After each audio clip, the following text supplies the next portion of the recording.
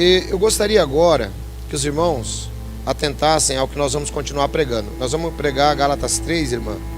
Só que nós vamos fazer uma breve recapitulação de alguns pontos da semana passada, para os irmãos que por acaso não acompanharam possam entender. Tá bom? Eu quero fazer essa série sobre o Evangelho. Só que antes de entrar já no ponto, eu quero trazer aqui uma informação importante para os irmãos. Às vezes quando a gente está aqui, a gente vai comentando com os irmãos e às vezes algumas definições acabam passando. Então a primeira definição que eu gostaria de dar para os irmãos é sobre a palavra heresia. Eu tenho alguns irmãos, amigos meus, que também são de uma determinada igreja que ensina que o milênio ele já começou, ele vai ser de 1000 anos.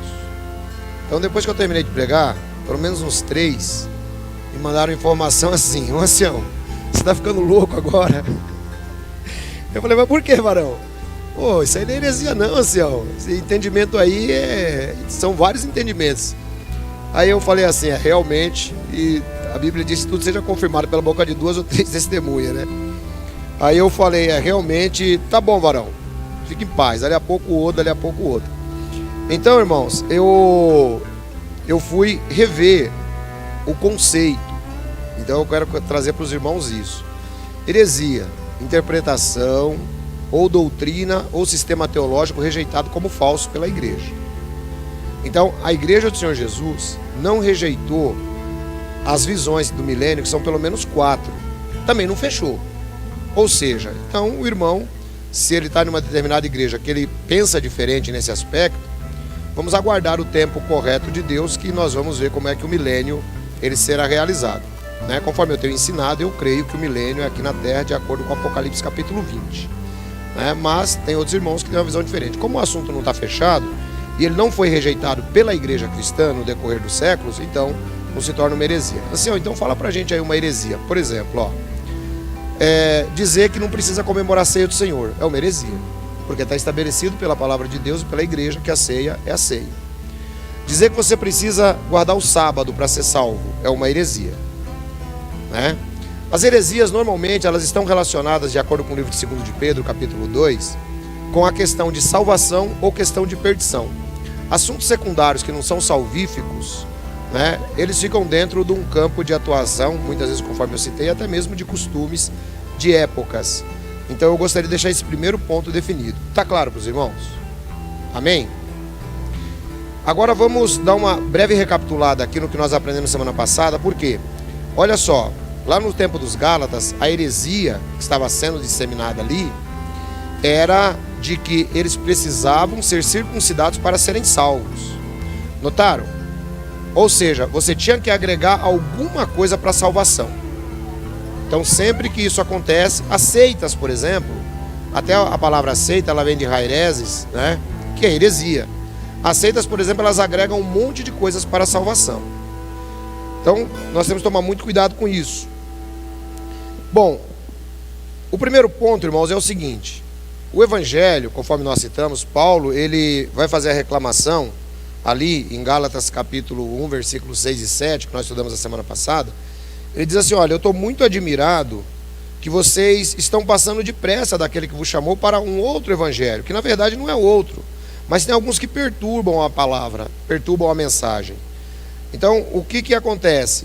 O apóstolo Paulo, ele diz que haviam pessoas tentando perturbar o evangelho, tentando agregar algo mais à salvação, ou seja, ou se circuncidava ou não seria salvo, tá?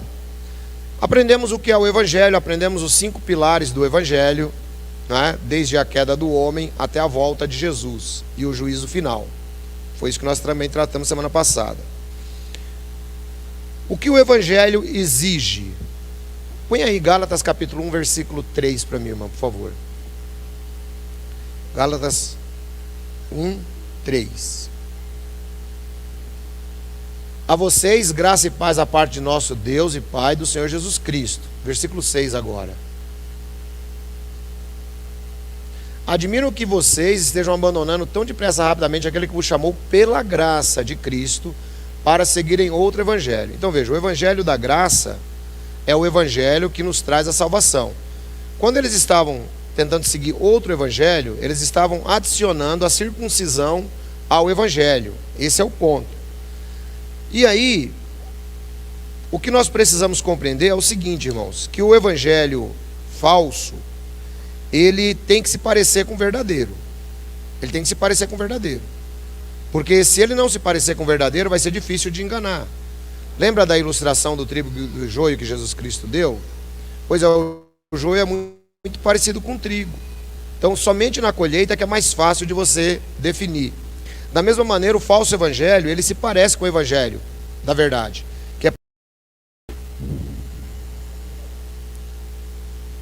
Está no mesmo link, então?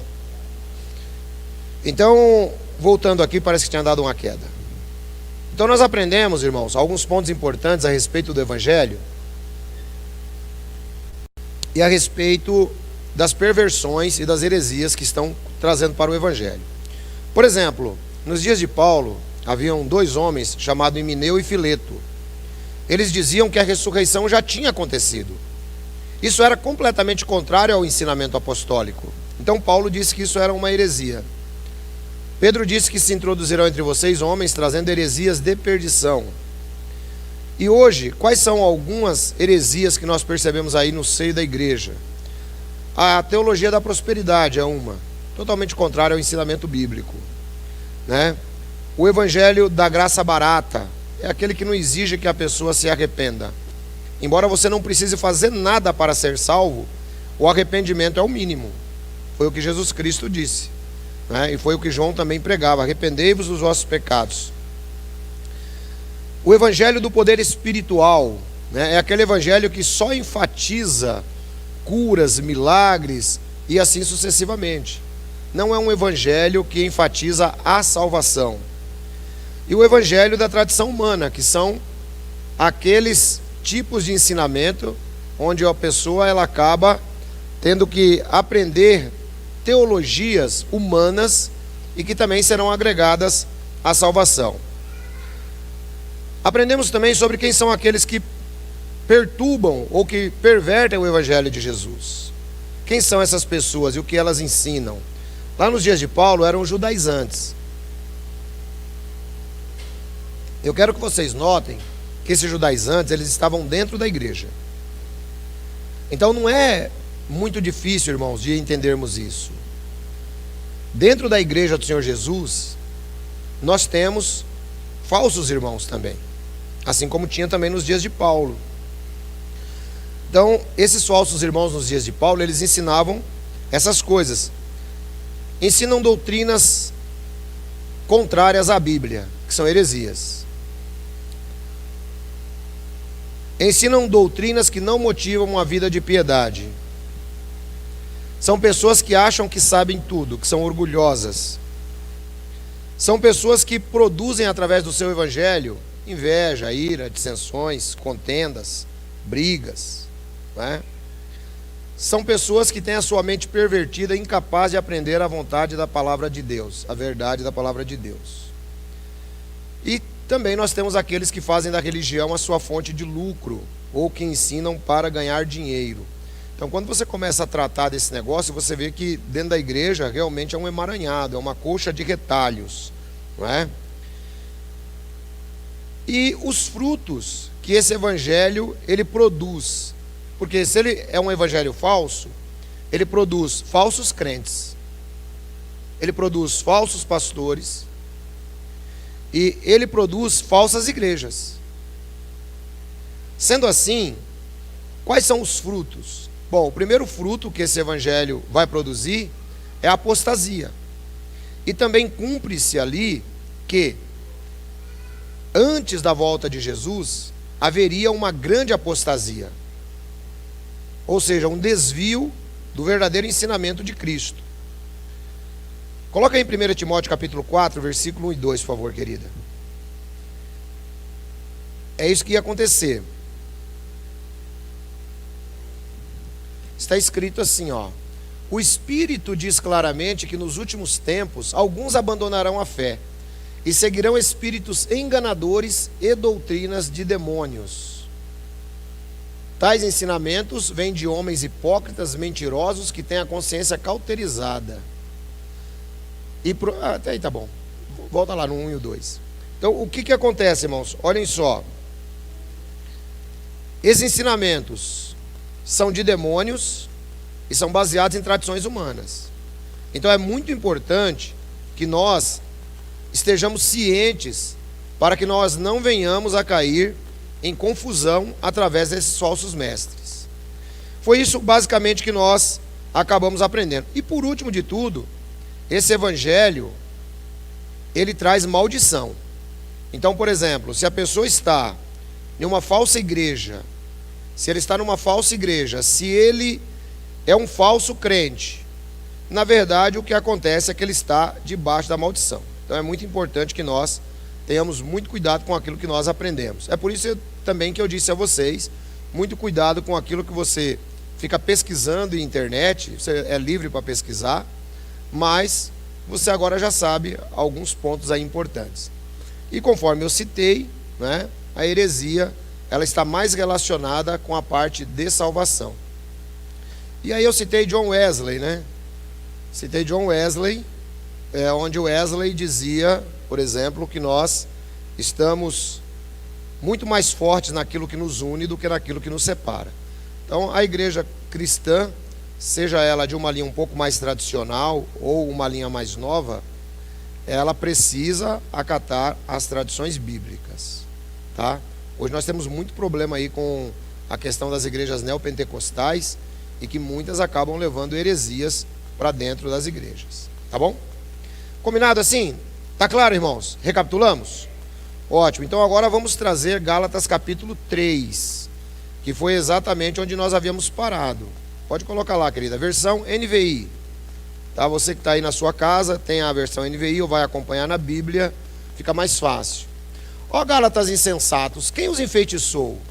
Não foi diante dos seus olhos que Jesus Cristo foi exposto como crucificado? Ponto. Irmãos, olha só, Paulo, ele coloca o assunto em um pé de gravidade tão sério, que ele diz assim, quem é que enfeitiçou vocês? Quem é que enfeitiçou vocês? Ou seja, ele está dizendo que desviar-se do evangelho seria mais ou menos a mesma coisa de estar enfeitiçado. E é muito importante que nós entendamos isso, porque Paulo coloca isso como um encantamento ruinoso, porque eles haviam aprendido que Jesus Cristo havia sido crucificado. Não é simplesmente ser crucificado. Jesus ser crucificado aqui tinha tudo a ver com a salvação deles, que não precisava se agregar nada à salvação. Esse é o ponto aqui. Próximo. Gostaria de saber apenas uma coisa. Foi pela prática da lei que vocês receberam o Espírito ou pela fé naquilo que ouviram? Será que vocês são tão insensatos que, tendo começado pelo Espírito, querem agora se aperfeiçoar pelo esforço próprio? Então vejam, irmãos, o que era esse esforço próprio? Esse esforço próprio era a circuncisão. Eles diziam que qualquer pessoa, para ser salvo, tudo bem, você aceitou o evangelho, mas você tem que ser circuncidado. Então Paulo fala, peraí, se você precisa somar a circuncisão à cruz, então isso significa que você está tentando fazer a sua própria salvação. Eu conheço uma seita que na Bíblia deles, eles escreveram assim, persistir em produzir a vossa própria salvação. Quer dizer, ninguém pode produzir a sua própria salvação, né? Então, uma heresia absoluta nesse aspecto. A salvação, ela é única e exclusivamente pela graça, pelo sangue. Será que foi inútil sofrer em tantas coisas? Se é que foi inútil. Aquele que dá o seu espírito e opera milagres entre vocês, realiza essas coisas pela prática da lei ou pela fé com a qual receberam a palavra? É muito importante, irmãos, que o apóstolo Paulo, ele transitava em dois mundos. Ele transitava tanto no mundo gentílico, quanto no mundo judaico. E esse dia eu até estava conversando, né, com uma irmã e falando sobre essa questão. Por que Jesus chamou Paulo e não chamou Pedro para pregar esse evangelho para os gentios? Paulo tinha uma preparação absoluta, porque ele vivia nos dois mundos. Paulo era cidadão romano, Paulo foi criado aos pés de Gamaliel como judeu. Paulo, ele tinha uma visão cosmopolita. Portanto, quando Jesus Cristo chama Paulo, ele estava muito mais preparado para trabalhar com os dois grupos. E aqui é exatamente o que Paulo está fazendo, porque ele precisa defender o seu evangelho, que é o evangelho pregado aos gentios. E ele tem que defender contra o quê? Contra essa heresia que está entrando dentro da igreja agora, dizendo que o pessoal precisa ser circuncidado. Então ele pega e diz assim: olha, será que vocês aprenderam pela prática da lei? Ou será que isso daí foi pela fé? Porque quando você vive pela fé, você não precisa a prática da lei. Ou seja, a fé, ela vai produzir em você boas obras. É automático. Isso é normal. Por exemplo, em qualquer lugar da terra, irmãos, você não precisa esperar que o sol vai falhar algum dia. Não. Ele sempre vai permanecer no seu ciclo. E ele produz o quê? A luz. É automático. Conforme o sol, ele se manifesta em qualquer dos hemisférios, então, um lado fica claro, é automático. Assim também são as nossas obras. Elas devem ser automáticas a partir do momento que nós aceitamos a fé. Considere o exemplo de Abraão. Ele creu em Deus e isso lhe foi acreditado como justiça. Durante a Reforma Protestante, alguns irmãos, eles começaram a discutir essa questão aqui de Abraão. E até que chegaram a questionar as palavras do discípulo Tiago, também tratando de fé e obras quando comparado com Gálatas e também com Romanos. E aí Paulo diz aqui, olha, que o Abraão, ele creu em Deus. Vejam só que interessante. Normalmente nós achamos que Abraão, ele foi chamado amigo de Deus porque ele simplesmente foi lá sacrificar o Isaac. A gente dá muita ênfase no sacrifício de Isaac, mas a ênfase aqui que Paulo está trazendo é diferente. A ênfase é que, para que ele pudesse sacrificar Isaac, ele primeiro teve que ter fé. Se ele não tivesse fé, ele não faria isso. Então ele primeiro creu. Depois que ele creu, isso lhe foi acreditado como justiça. Por quê? Abraão, ele vivia juntamente com seus antepassados, e ele vivia no meio de pessoas idólatras. Tá? A família dele toda era idólatra. Então era necessário agora, que ele está tendo uma revelação do único Deus verdadeiro, que ele também acreditasse. E foi exatamente isso daí que foi acreditado para Abraão como justiça. Veja, foi creditado. Por exemplo, quando você trabalha numa empresa, então o patrão diz assim, ó, o pagamento já foi creditado na sua conta. Significa que ele colocou lá na sua conta o dinheiro. Da mesma maneira, Deus colocou na conta de Abraão a salvação através da fé. E todos nós somos filhos de Abraão. Então Deus, ele nos credita a justiça, nos justifica através da fé. Estejam certos, portanto, de que os que são da fé é que são filhos de Abraão. Ou seja, a questão é, o pacto da circuncisão, ele vem atravessando gerações. E eles diziam, olha, para você ser filho de Abraão, você também precisa ser circuncidado. Paulo fala, não. Filho de Abraão é todo aquele que está na fé. Ou seja, todos nós somos filhos de Abraão. Através de quem? Através do descendente, que foi o próprio Senhor Jesus Cristo. Prevendo as Escrituras que Deus justificaria os gentios pela fé, anunciou primeiro as boas novas a Abraão. Por meio de você, todas as nações serão abençoadas. Nós temos uma outra falsa impressão, irmãos, achando que Abraão, ele não sabia das coisas que nós sabemos. Pensamos que Abraão, talvez, ele tivesse limitado, a uma pequena porção de conhecimento. Mas não. Abraão, ele, assim como diz Hebreus capítulo 11, se você for ler, você vai ver que todos os heróis da fé, todos eles tinham a visão acerca do Messias. E Abraão, conforme diz aqui a Bíblia, olha, justificaria, anunciou primeiro as boas novas. A palavra boas novas aqui é evangelho, tá? Evangelho, anunciou primeiro o evangelho a Abraão, por meio de você todas as nações da terra serão abençoadas. Ou seja, Abraão, então, ele tinha compreensão do Messias, sim, né, até essa convicção pelo Espírito Santo de Deus. Próximo. Assim os que são da fé são abençoados com Abraão, homem de fé. Já os que se apoiam na prática da lei estão debaixo de maldição, pois está escrito: maldito todo aquele que não persiste em praticar todas as coisas escritas no livro da lei. Irmãos, se você tentar guardar a lei para você ser salvo, você já está entrando para um procedimento herético, conforme nós aprendemos. Você não precisa guardar nada para ser salvo. Salvação é única e exclusivamente pela graça. Levanta a mão aí para mim, quem já entendeu essa questão de graça aí, irmão? Levanta a mão aí, por favor. Todo mundo? Salvação é pela graça. Deus te salvou, não foi por causa dos seus belos olhos azuis.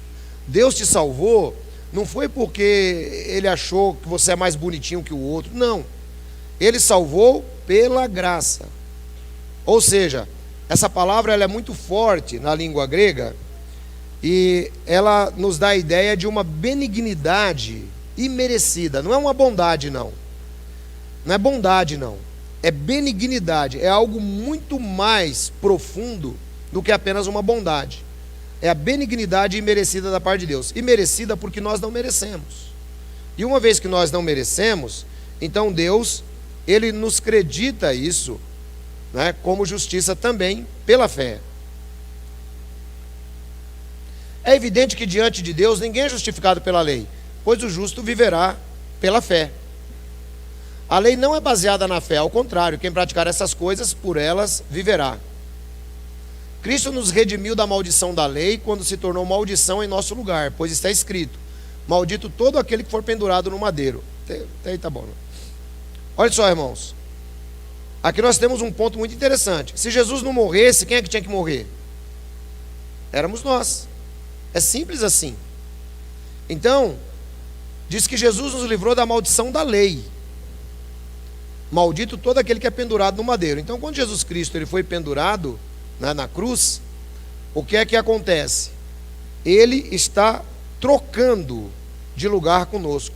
É por isso que lá no livro de Colossenses diz que ele pregou na cruz toda a cédula manuscrita que era contra nós. Ou seja, todas as acusações que tinha lá contra você acabaram.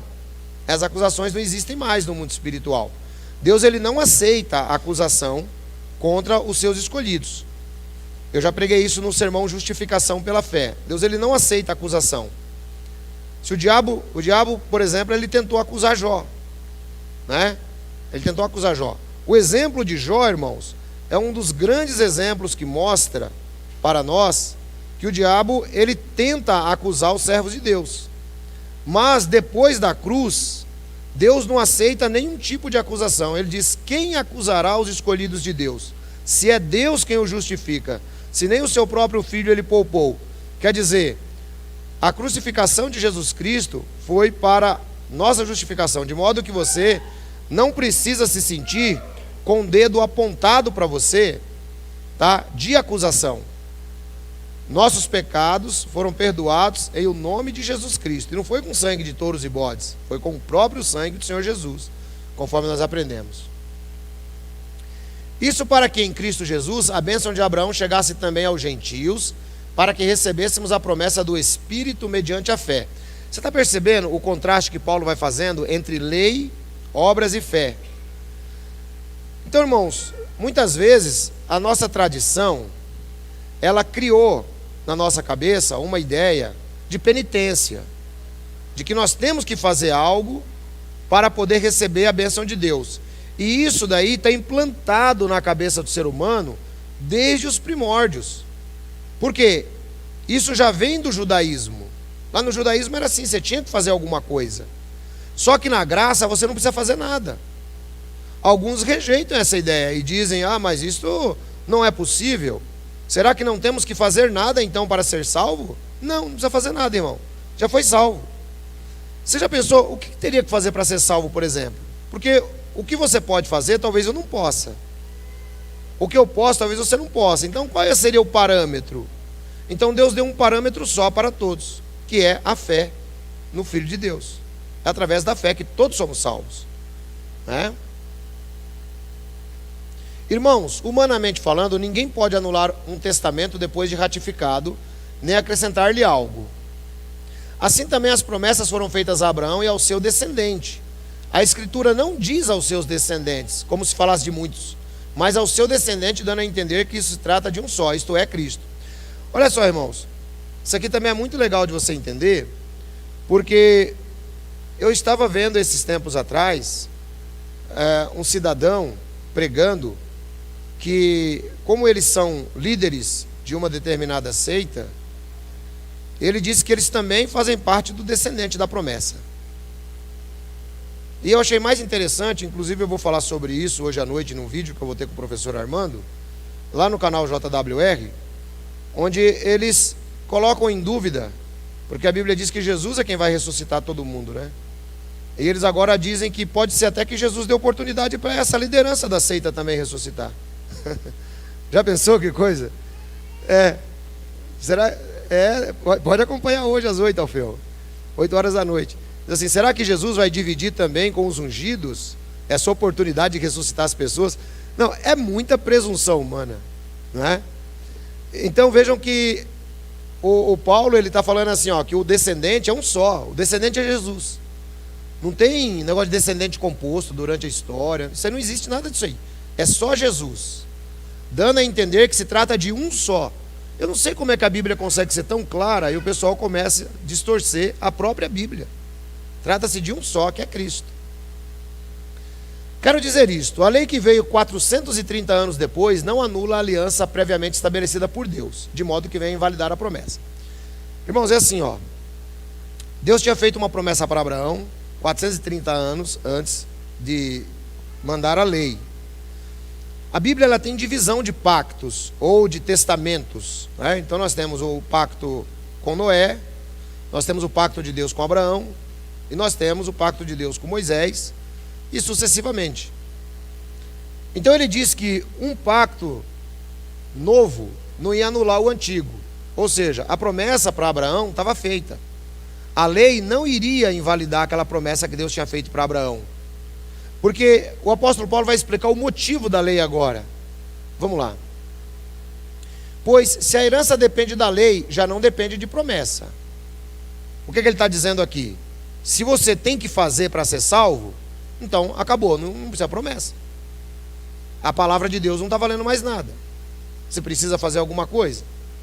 Deus, porém, concedeu-a gratuitamente a Abraão mediante promessa.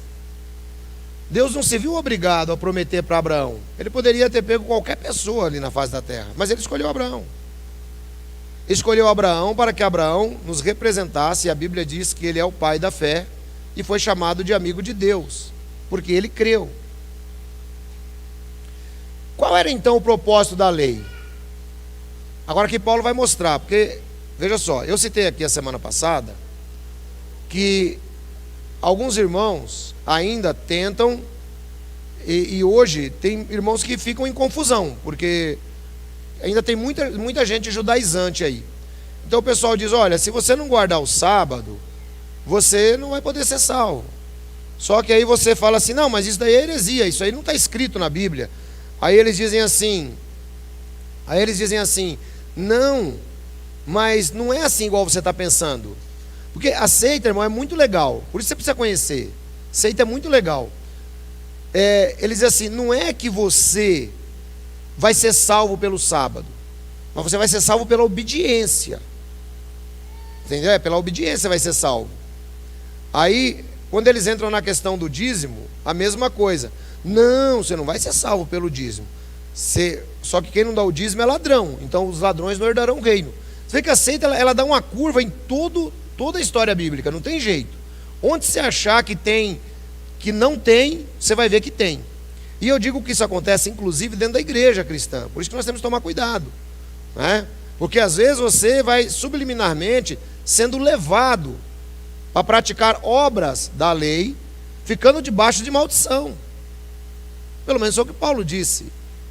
Então nós precisamos compreender aquilo que nós estamos crendo, para que nós possamos continuar garantindo que a nossa salvação, ela esteja baseada única e exclusivamente na fé.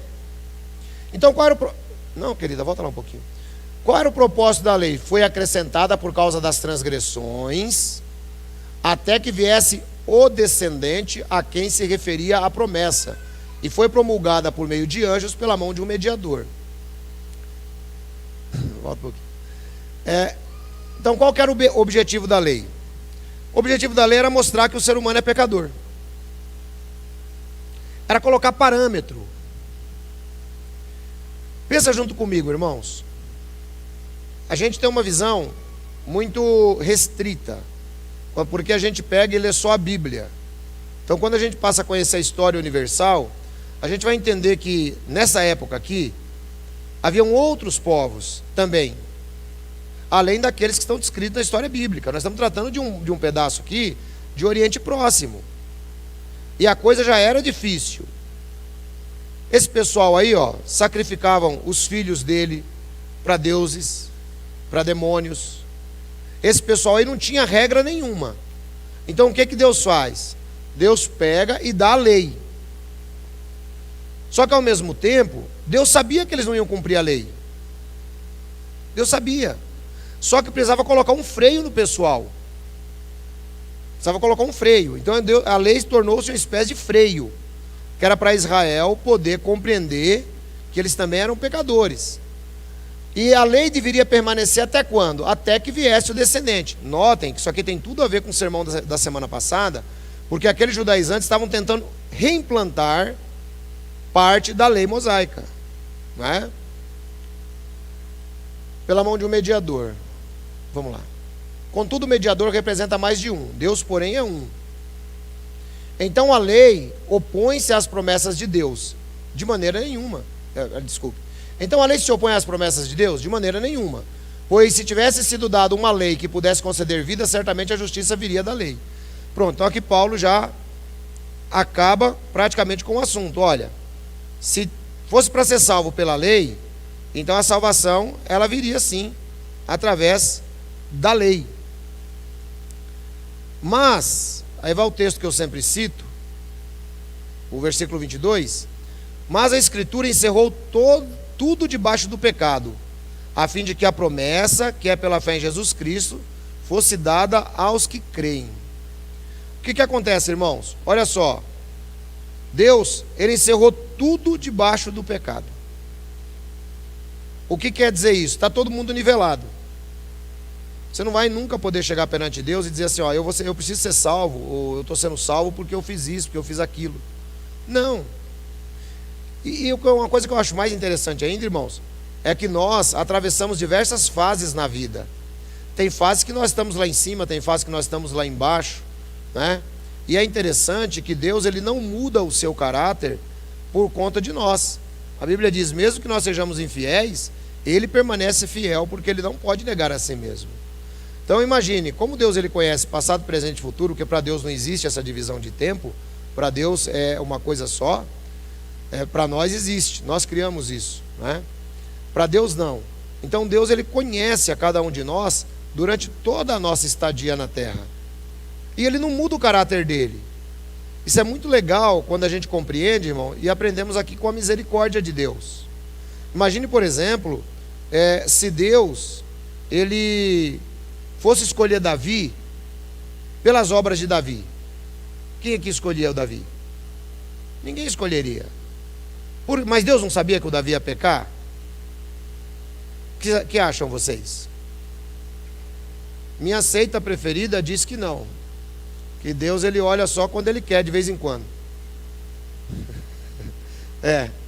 Deus olha de vez em quando. A visão a presciência de Deus, ela é seletiva, né?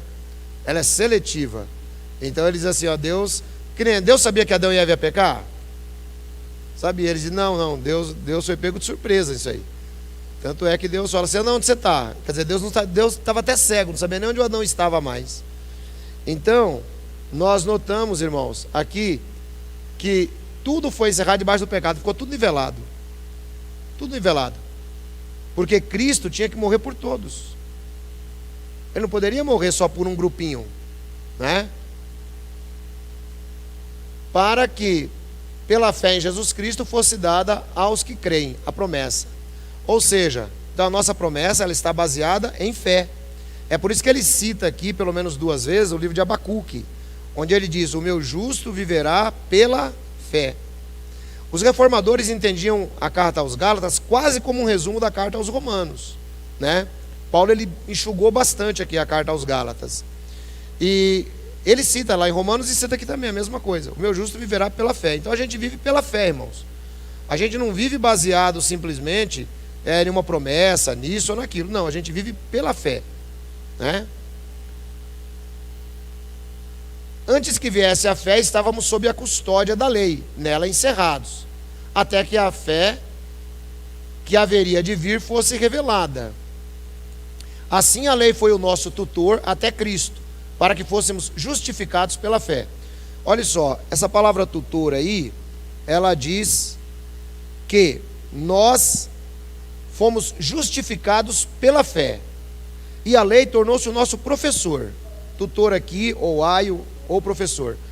Ou seja, a lei, qual é a função do professor? É ensinar. Então a lei tornou-se o nosso tutor. É daqui, ó, que você vai pegar agora aí um pontinho aí, uma chave para você entender de onde nós buscamos as penitências, né, para pecado, que inclusive isso veio junto com a igreja. É exatamente daqui, né? O pessoal pegou a partir daqui, ó.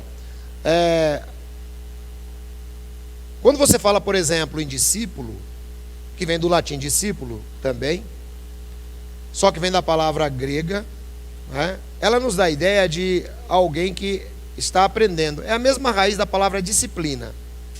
Você já notou, por exemplo, quando você fala assim, indisciplina, quem gosta de ser disciplinado? Na nossa cultura, ninguém, não é verdade? Ah, não posso, não quero ser disciplinado. Mas a palavra disciplina, ela tem a mesma raiz, que é alguém que está aprendendo. É assim que funciona. Então, por exemplo, ser disciplinado significa que você está em pleno aprendizado. Eu creio que todos nós deveríamos usar uma camisa, né? E sempre nos lembrar, ou colocar lá no nosso espelho, assim, em constante construção. Você está sempre sendo disciplinado, irmão. O crente, ele está em construção até o final da vida. Só que essa construção é para ele se tornar uma pessoa melhor, para ele, entendeu? Não é que ele vai mudar Deus com isso daí. Não vai. Quer dizer, Deus não escolheria Davi, Deus não ia escolher Moisés, não ia escolher Pedro, não ia escolher ninguém, irmãos. Ou seja, se você tentar fazer pela lei ou pelas obras, você jamais chegará a algum lugar, não é? Assim a lei tornou-se nosso professor, nos guardou, para o negócio não descambar, né, irmão? Porque, por exemplo, se você pegar Deuteronômio, quando Josué entra na terra da promessa, você vai ver que ali está escrito assim, olha: quando entrardes na terra que Jeová vosso Deus vos der, você não deve encontrar entre vocês alguém que faça as mesmas práticas das nações.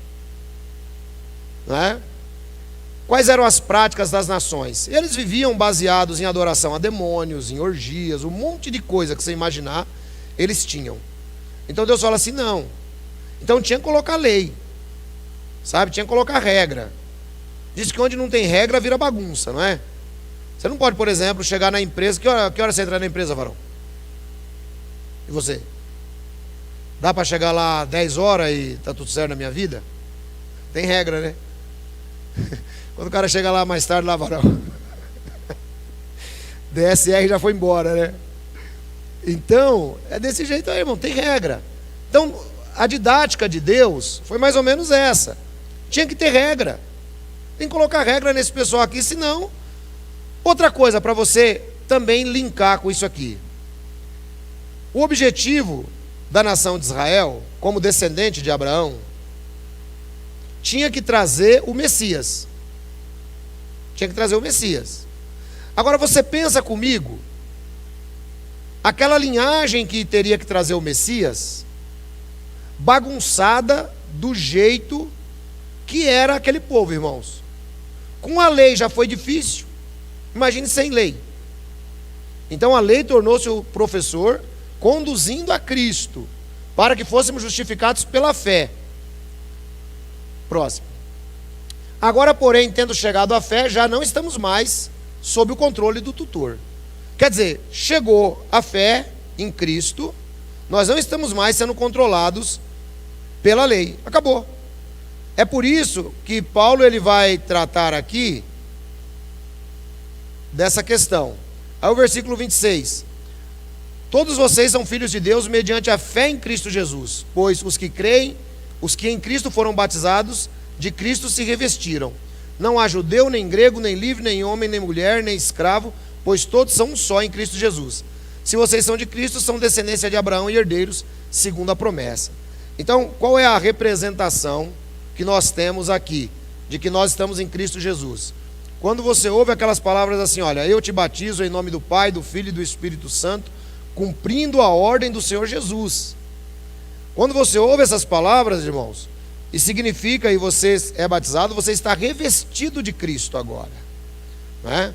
E portanto, se você está revestido de Cristo, você é filho de Abraão, e você também está, mediante a fé, salvo.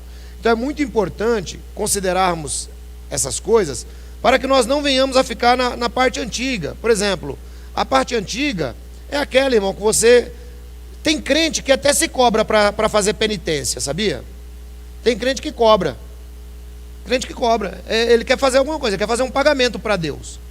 Por exemplo, dependendo o grupo que você verificar, você vê, por exemplo, que na igreja católica o camarada vai lá fazer uma confissão para o padre, e aí o padre fala para ele assim, ó, você vai rezar aí 10 Ave Maria, perdendo o pecado, né? Tantos Pai Nosso e tal, para poder fazer a penitência. Aquilo ali é uma didática para o cidadão fazer. Porém, isso arrastou-se também para a igreja evangélica, e as seitas também adotaram, porque esse tipo de disciplina é a disciplina do controle. É a disciplina que coloca o cara no cabresto, não é? Eu já fui, por exemplo, confrontado com irmãos que dizem assim, não, mas você deveria disciplinar melhor. Você deveria disciplinar melhor. Por exemplo, existem grupos que acabam fazendo exposição da pessoa em nome da disciplina, mas a Bíblia diz que a misericórdia triunfa sobre o juízo. Então não é questão de disciplinar. Disciplinar, irmão, não é bater. Disciplinar não é pôr no milho. Disciplinar não é expulsar o crente. Disciplinar é ensinar. Isso é disciplina. Ensinar o crente. Uma vez que o cara aprendeu, há pouco tempo atrás eu estive vendo uma situação de um pai que ele deixou o filho dentro do carro. Não sei se alguém de vocês acompanharam essa questão. Ele deixou o filho dentro do carro, no calor, e o filho morreu. Criança. E quando ele foi julgado, o juiz não deu sentença de prisão para ele. Foi muito interessante essa condenação do juiz, porque até foge um pouco das nossas jurisprudências aqui no Brasil. O juiz simplesmente disse, a maior pena para ele é ele conviver com esse sentimento durante toda a vida dele. Ele aprendeu, ele nunca mais vai deixar nenhum gato dentro do carro. Entendeu? Agora imagine colocar esse camarada na cadeia, ele vai se tornar um ladrão. Então a disciplina dentro da igreja deve ser da mesma maneira, irmãos. É para a pessoa aprender. Aprendeu? Joia. Beleza. Segue a vida. Porque o nosso trato é com Jesus. É o que ele está dizendo aqui. Tá? Então todos nós somos de Cristo. Ok? Esse capítulo 3 está feita a relação. O meu negócio aqui virou, rapaz, eu não consigo mais. Que horas são aí? 10 e... Está cedo demais, irmão, dá para explicar tudo aqui. Então vamos lá. Então esse capítulo 3, ele faz relação com aqueles outros 3 capítulos, com aqueles outros 2 capítulos que nós lemos a semana passada, e a defesa de Paulo do Evangelho. Tá legal? Essa é a ideia. Ou seja, a heresia vem, e nós temos que ter subsídio para nos defender. É por isso que é importante, irmãos, não é de tudo assim, quando eu digo para vocês, por exemplo, ninguém vai ser salvo porque conhece a Bíblia bastante, não vai ser salvo por isso. Mas, quanto melhor você conhecer, claro que você vai conseguir se desviar das heresias, né? Capítulo 4. Agora o Paulo ele vai fazer uma analogia interessante aqui, que eu gostaria que vocês compreendessem, porque ele vai tratar aqui agora sobre a lei e sobre a graça ainda. Vejam como essa carta de Paulo aos Gálatas, ela é rica, irmãos. Ele continua falando, porque a questão lá era da circuncisão. Então ele continua falando sobre essa questão acerca de lei e graça. Ele vai fazer uma comparação agora, ainda envolvendo Abraão. Digo, porém, que enquanto o herdeiro é menor de idade, em nada difere de um escravo, embora seja dono de tudo. No entanto, ele está sujeito a guardiões e administradores, até o tempo determinado por seu pai. Assim também nós, quando éramos menores, estávamos escravizados a princípios elementares do mundo. Mas quando chegou a plenitude do tempo, Deus enviou seu filho, nascido de uma mulher, nascido debaixo da lei, a fim de redimir os que estavam sob a lei, para que recebêssemos a adoção de filhos. O apóstolo Paulo, então, agora ele faz aqui uma comparação, mostrando que até que Jesus Cristo chegasse, nós éramos como se fôssemos crianças, aguardando o momento para termos a adoção e para herdarmos as promessas. Essa é a ideia. Mas ele diz que no pleno limite do tempo, ou na plenitude do tempo, Deus enviou o seu filho, nascido de mulher, nasceu debaixo de lei, para redimir os que estavam debaixo de lei. Por quê, irmãos?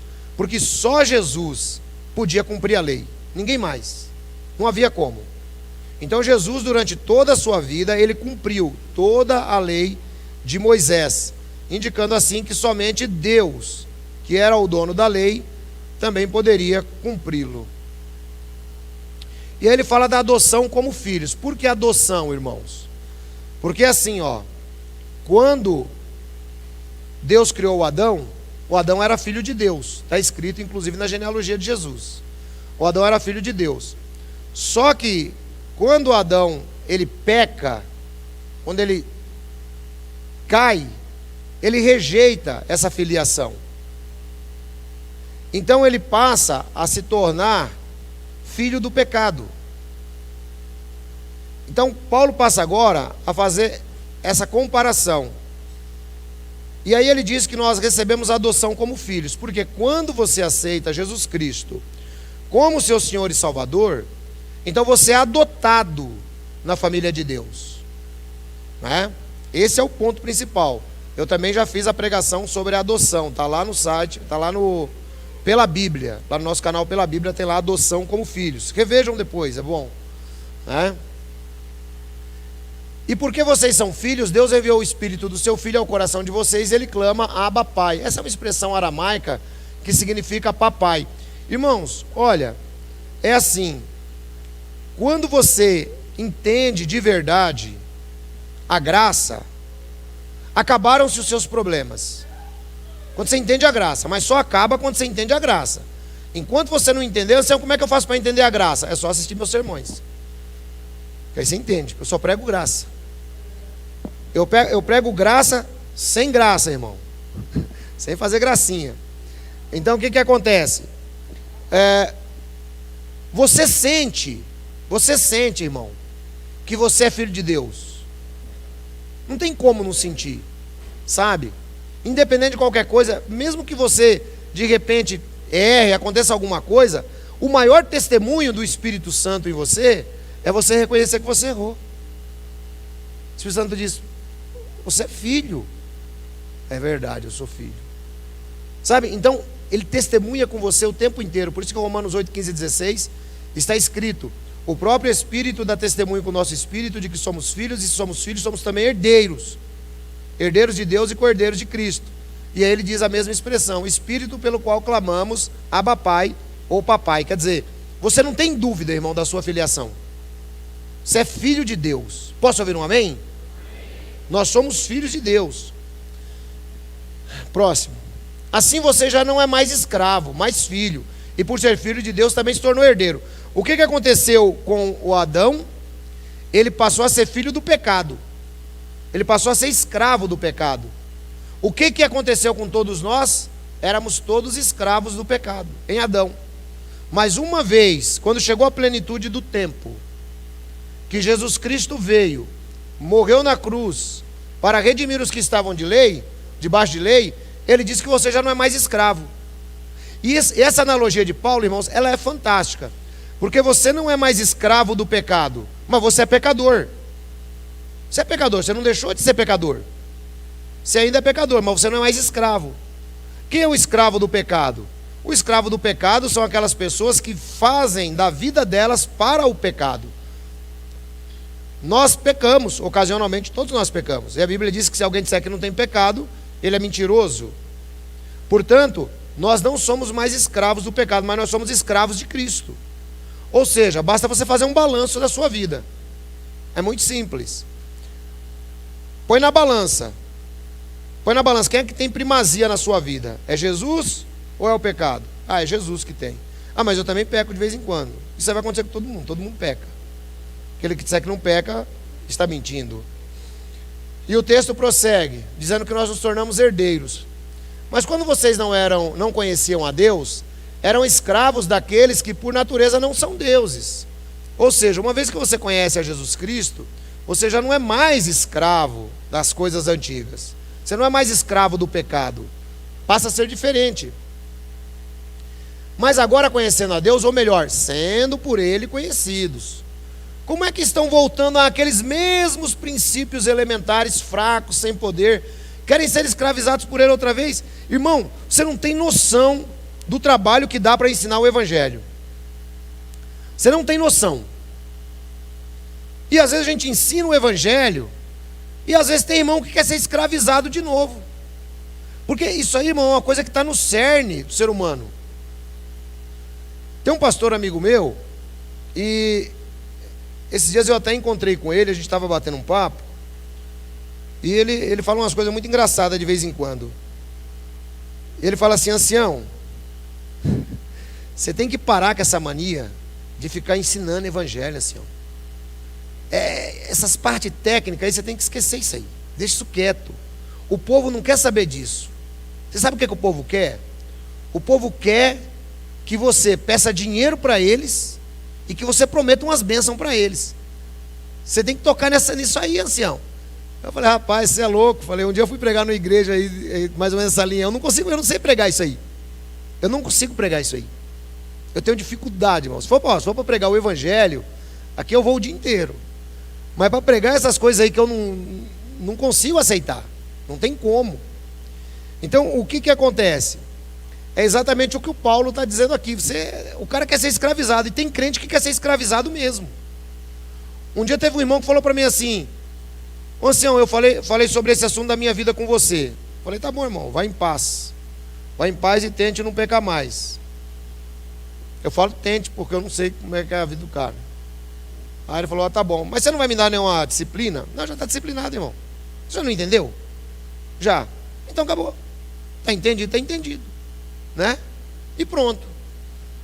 Então nós não queremos mais ser escravizados, nem pela religião, não queremos ser escravizados pela seita, não queremos ser escravizados pelo pecado, não queremos ser escravizados por ensinamentos falsos, não queremos ser escravizados por mais nada.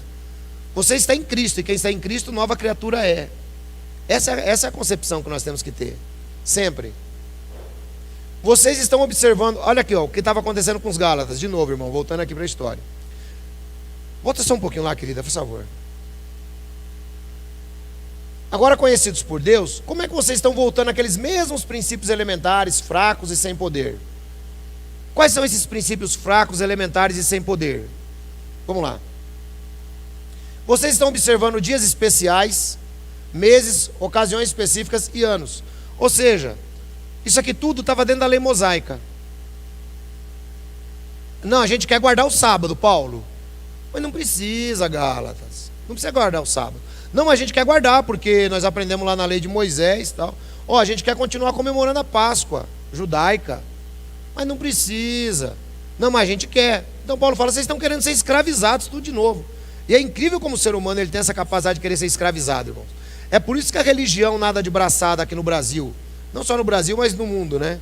De modo geral. Porque as pessoas querem ser escravizadas. Eu vou dar um exemplo. No chamado velho continente, que é o continente europeu, a religião está muito enfraquecida. Está muito enfraquecida.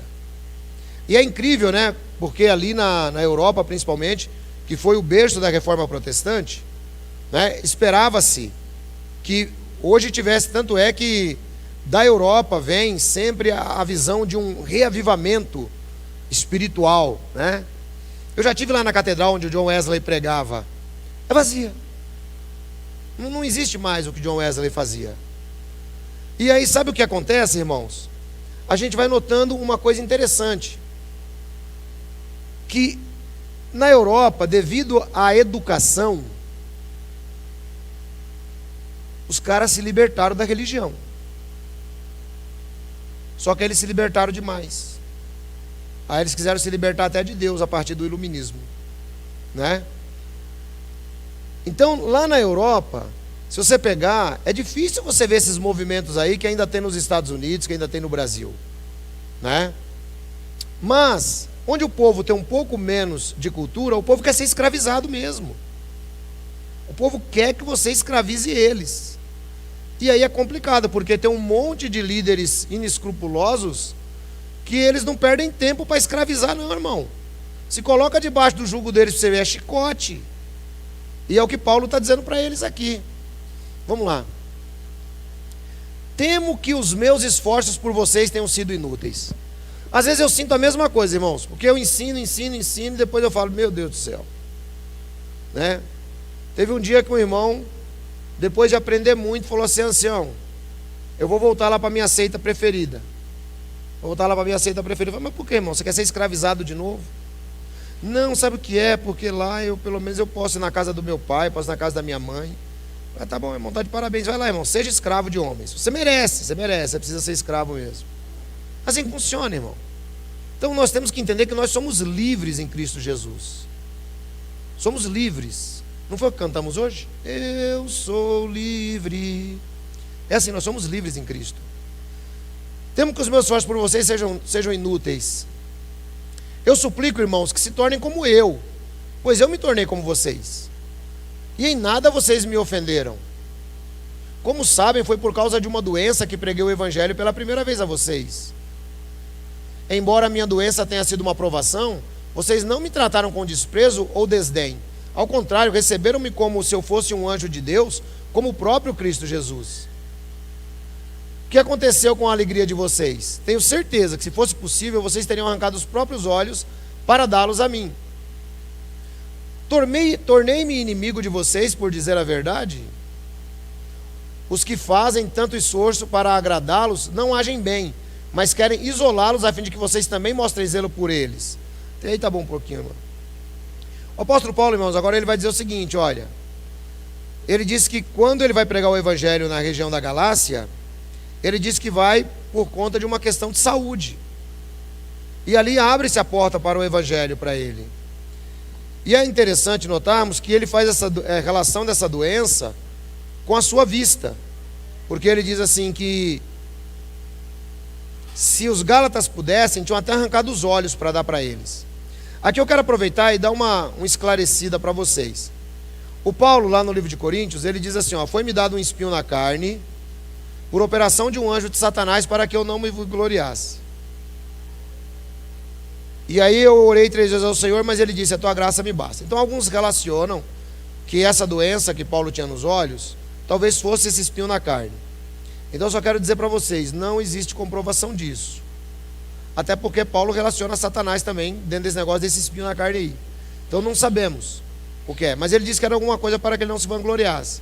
Aparentemente, segundo os melhores biblicistas, essa doença que Paulo tinha nos olhos, provavelmente ocorre quando ele vê aquela luz que é o próprio Jesus aparecendo para ele lá na estrada de Damasco, né? Quando ele diz, Senhor, né, eu sou Jesus, sou Yeshua, a quem você está perseguindo. Então é só para você saber, porque de repente você vai pegar o cara explicando isso aí na internet, aí você vai achar que descobriu algo novo. Não, nada novo, tá? Isso aí é o que eles falam. E aí ele fala, ó, esse pessoal que é judaizante, você vai ver que o zelo deles por vocês é só interessado no que vocês têm, nada mais. É bom sempre ser zeloso pelo bem, não apenas quando estou presente. Meus filhos, novamente estou sofrendo dores de parto por sua causa, até que Cristo seja formado em vocês. O apóstolo Paulo, irmãos, ele tratava os discípulos como filhos. E ele dizia, até que Cristo seja formado em vocês. Porque, irmãos, essa formação de Jesus em uma pessoa, ela não é tão simples. Veja bem, isso aqui é muito legal de você entender. Aceitar o Evangelho, ser salvo, é a coisa mais simples do mundo. Coisa mais simples do mundo. Mas ter Cristo formado em nós é muito complicado. Requer um pouquinho mais de esforço, não para a salvação, mas para aperfeiçoamento. Esse é o ponto.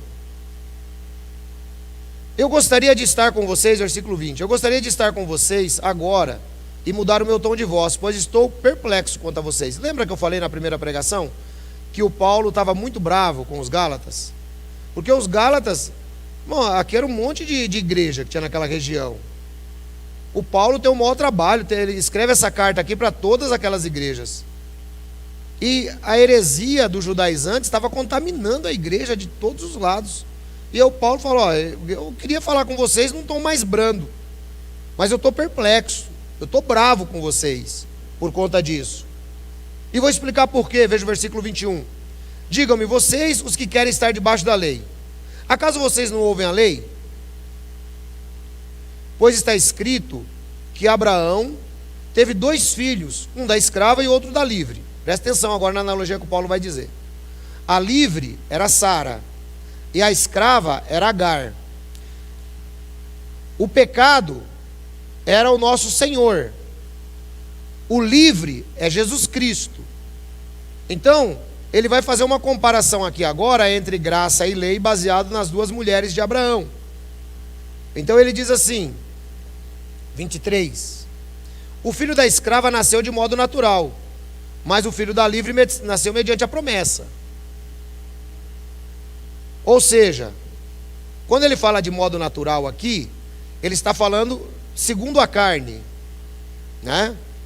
Porque a Sara tomou uma atitude lá com Abraão, de vamos arrumar esse filho aí através da minha serva. Era algo normal no Antigo Oriente Próximo, né? Quando a mulher não tinha filhos. Só que o Abraão, eu estava pensando esses dias, quando eu estava meditando nesse texto, o Abraão, você vê que Deus fala com ele, irmão, e ele fica meio teimando ainda algumas coisas, né? Porque, tipo assim, ele queria fazer primeiro o servo dele de herdeiro. Ele queria fazer o Ló de herdeiro. E Deus falou para ele, não, seu filho vai ser aquele que eu vou dar para você. Era uma promessa de Deus. Então tinha 2 filhos, um segundo a carne e um segundo a promessa. 24. Isso é usado aqui como uma ilustração. Essas mulheres representam 2 alianças. Uma aliança procede do Sinai e gera filhos para a escravidão, que era a lei, representada por Agar. Então todos aqueles que ainda querem fazer alguma coisa para ser salvos, estão debaixo de escravidão. Agar representa o Monte Sinai na Arábia e corresponde à atual cidade de Jerusalém, que está escravizada com seus filhos. Mas a Jerusalém do Alto é livre, é a nossa mãe. Aqui é interessante, irmãos. Ele trata dos judeus que ainda estavam querendo ser escravizados como filhos de Agar. Mas ao mesmo tempo, aqueles que aceitaram a fé em Cristo, ele diz que fazem parte da Jerusalém celestial, que é livre. E ela é a nossa mãe. Pois está escrito, regozije-se, ó estéril, você que nunca teve um filho, grite de alegria, você que nunca esteve em trabalho de parto, porque mais são os filhos da mulher abandonada do que daquela que tem marido. Vocês, irmãos, são filhos da promessa, como Isaac. Naquele tempo, o filho nascido de modo natural, que era segundo a carne, perseguia o nascido segundo o Espírito. O mesmo acontece agora. Mas, o que diz a Escritura? Mande embora a escrava e seu filho, porque o filho da escrava jamais será herdeiro com o filho da livre. Portanto, irmãos, não somos filhos da escrava, mas da livre. Ou seja, o que é que nós então aprendemos aqui? Eu não vou conseguir fazer os 5 e 6 hoje, fazer semana que vem, irmão. Porque senão nós vamos ficar aqui até 2 horas da tarde. Então o que acontece? Mas você está entendendo, irmão? Isso aqui é estudar a Bíblia. Você quer estudar a Bíblia? Entendendo o contexto histórico, teológico, tudo bonitinho. né? Quem foi edificado aí por essa pregação? Então, irmãos, olha só que coisa. Ele agora compara. Então você não é mais escravo do pecado. Você não é filho de Agar. Você é filho de Sara.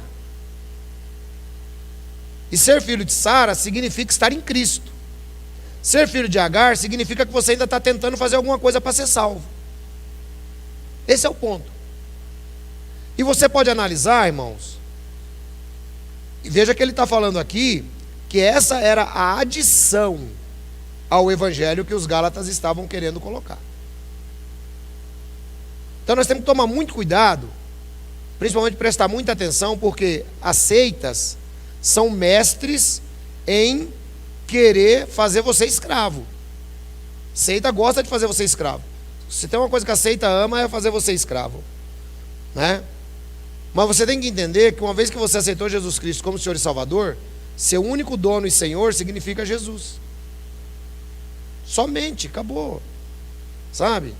Ah não, mas é que você tem que estar aqui com a gente, porque se você não estiver aqui com a gente fazendo isso, fazendo aquilo, não vai dar certo, né? Eu achei interessante uma vez, eu escrevi isso no meu livro lá, no meu livro Proclamadores. Tem uma frase lá, que a seita cita, ela diz que jamais estaremos no caminho da salvação lendo somente a Bíblia. Precisaria ler as publicações deles também.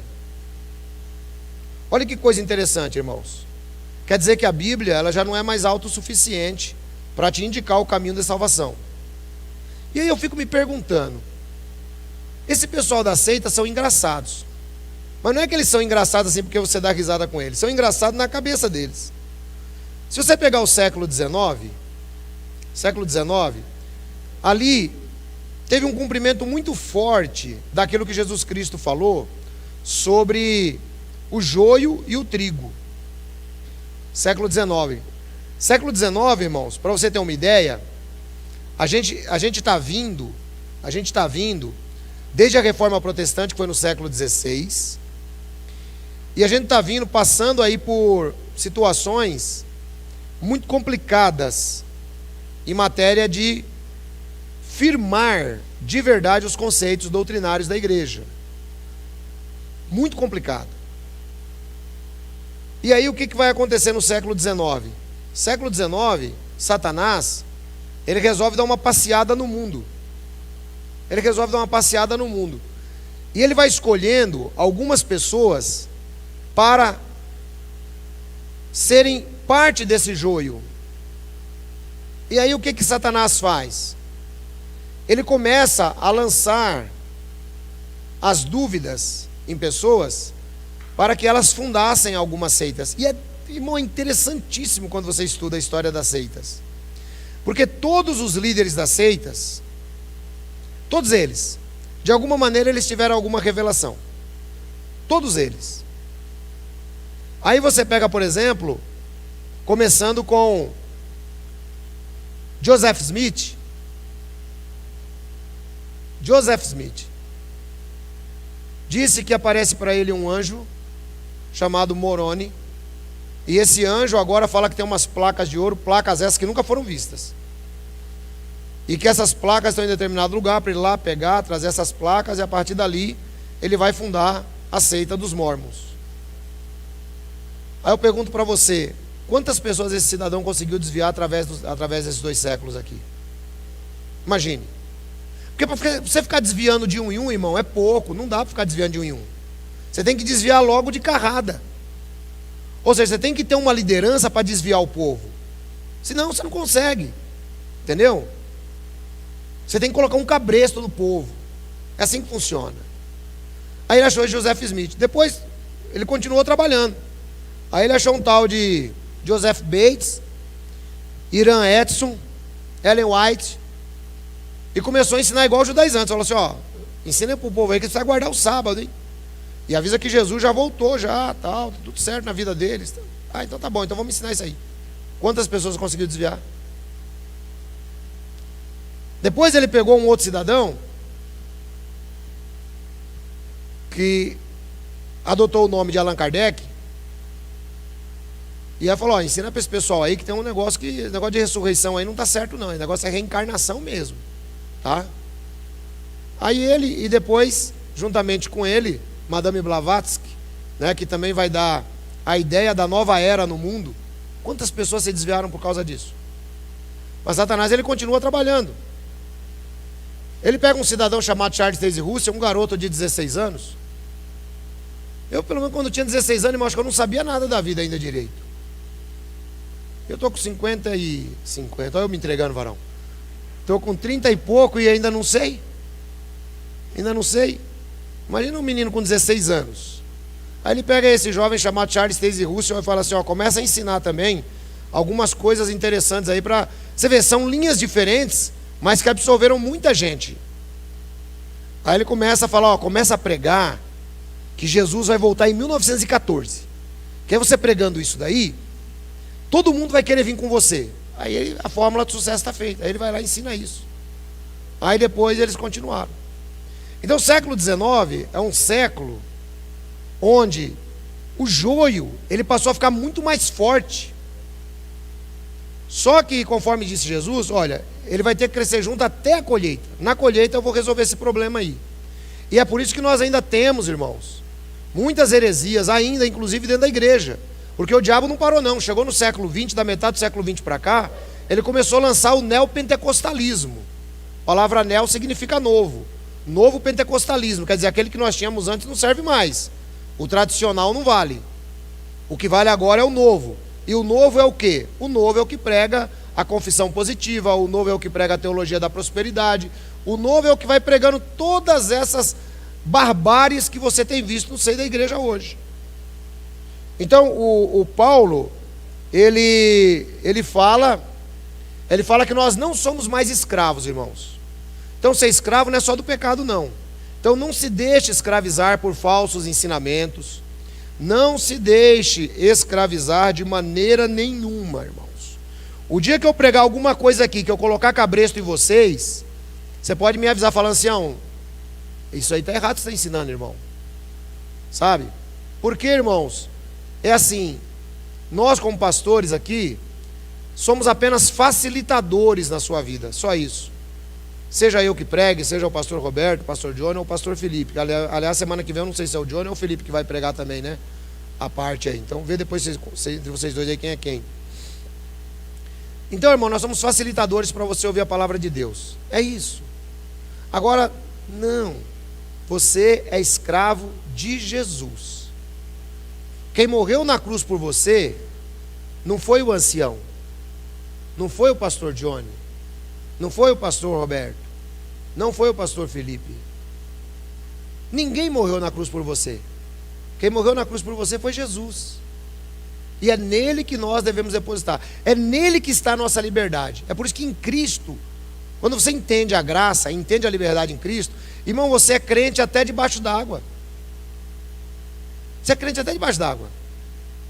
Vai chegar um tempo que você vai precisar demonstrar isso na sua vida. Esse tempo vai chegar. Se você entendeu a graça e entendeu que você é escravo de Cristo, o governo pode fechar todas as igrejas. Você está tranquilo. Eu me lembro durante a pandemia, os crentes ficaram tudo doidos. Ficou todo mundo doido, todo mundo maluco, porque o cara não conseguia ir na igreja. Mas minha palavra aqui para a igreja foi: não creio que ninguém vai se desviar, porque não consegue vir aqui por ordem governamental, uai.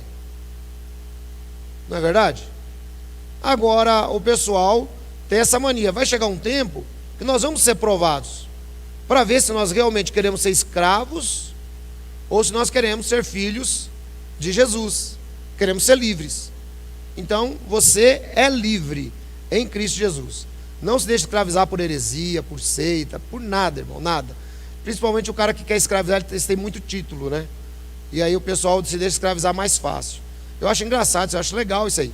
Porque desde que eu comecei a entender, que eu comecei a estudar muito esse negócio de seita, irmãos, eu não consigo entender um homem governando a sua vida. Não consigo entender isso aí. Sabe, você tem um cidadão, na hora que você está comendo arroz e feijão, ele está comendo também. Mas ele se impõe uma aura de autoridade na sua vida, e você acredita. Você fala, é mesmo. É verdade, o padre tal, o pastor tal, o bispo tal, o ancião tal. Não, irmãos. Isso ainda é ser escravo de homem. E como disse Paulo, se eu ainda for escravo de homem, eu não sou escravo de Jesus. Então, ou você é escravo de Jesus, ou você é escravo de homens. E para ser escravo de Jesus, precisa aprender os princípios que a gente vai colocando aqui. E aí, o capítulo 5, a semana que vem a gente entra. Deus abençoe vocês. Não dá mais tempo.